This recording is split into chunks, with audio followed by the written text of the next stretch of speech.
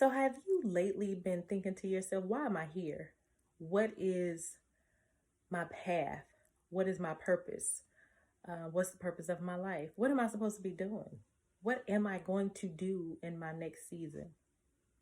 Well, today on this video, I'm going to talk about 3 ways to experience the life that God has for you. But first, before I get into that, my name is Lundi Laux, and this is the Life Experience channel where I share my likes, my dislikes, and everything in between.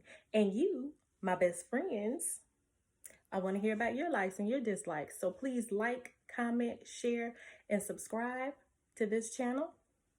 And let me know what are your likes and dislikes, because I would be a good best friend if I didn't want to know about you too, right? All right, so let me get into the video. Number 1, I'm going to be looking down at my notes here.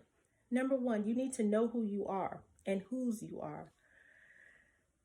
When we were born, God already had made a plan for our life.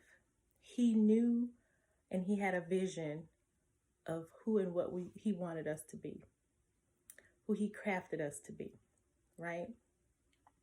So he's such a gentleman that he doesn't force anything upon us. He has given us free will to make our own decisions. If you think of a parent, your parent, or maybe you are a parent to children, when your child was first born or when you were born, your parents looked at you and they said, "Oh, my baby, my son, my daughter, who I love so much." You know, they thought you were just so perfect. And maybe they wanted you to grow up to be a doctor or a lawyer. And from the time you were born, throughout your infancy, your toddler years, your adolescent years, they groomed you and they prepared you to be a doctor or a lawyer by having you watch Doc McMuffin. What was her name? Doc McStuffin. Anyway, cartoons where he or she could see people who may look like them become doctors, right? They may have bought children's books with the characters being doctors or lawyers. They may have bought videos introducing you to medical terminology at a young age, or TV shows with doctors or maybe lawyers. You get the point. They brought you up in the way that they wanted you to go, right? You reach high school years. Now it's time to decide on what college you want to go to. Now your parents have been saving up money for you to go to med school, to go to school to be an attorney, right? Because you are great, because you came from them, right? So as soon as they looked at you, they said, "Oh, my baby's a genius, because that's my baby. That baby came from me," right? So they just knew that you could do all these great, wonderful things, right? Whether you saw it in yourself or not, your parents love you so much that they knew that you were great and grand and you could be this great, wonderful surgeon, or you could be the attorney, the greatest attorney of all time, right? So again, getting back to the story. So it's time for you to go to college and select the colleges you want to go to.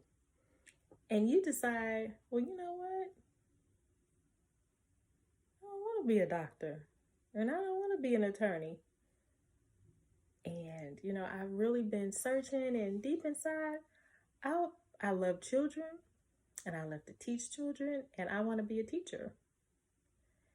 That's an admirable career, right?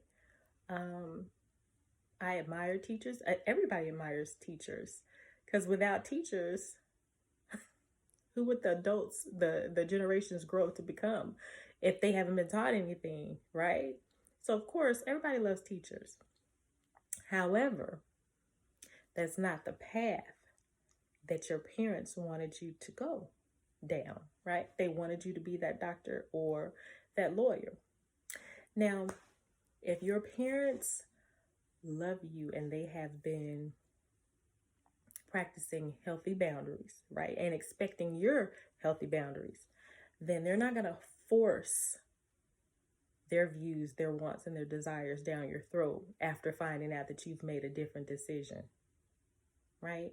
They're going to respect your decision and love you irregardless of your decision. Now, deep down, they may be disappointed, but because they love you, right?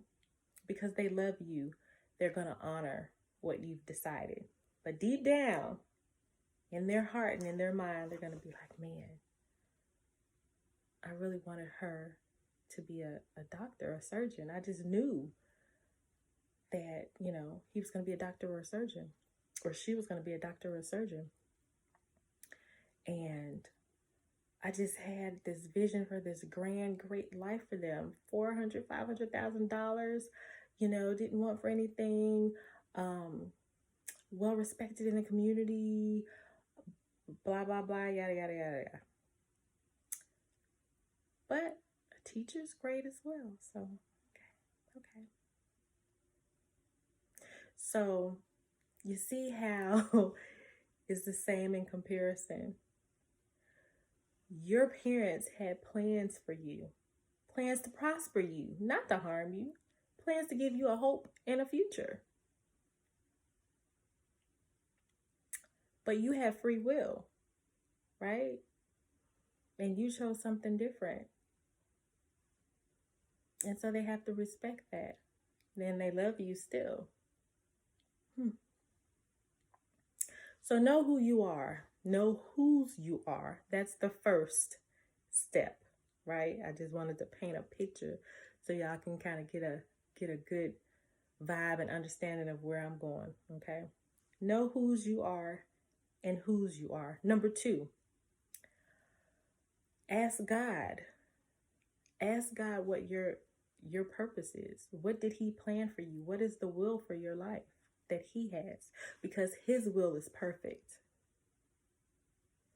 His thoughts are way beyond our thoughts.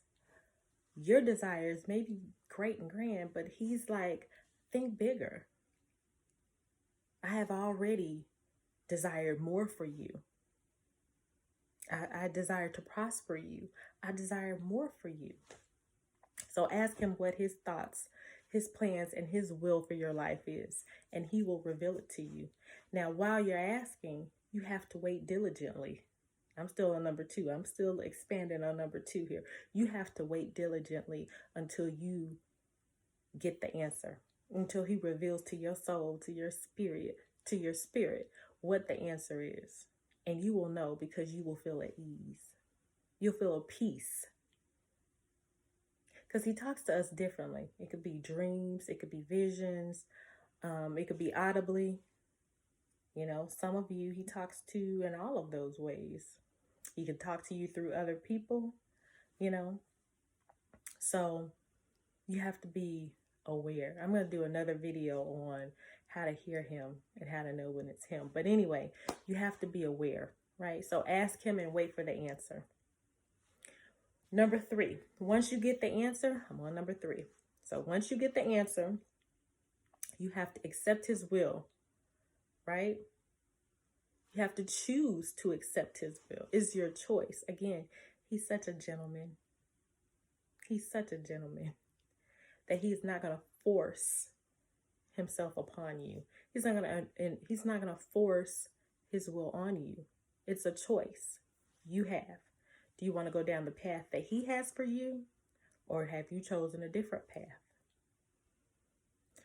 Once you know and you've decided to accept his path, all of the choices in your life must honor.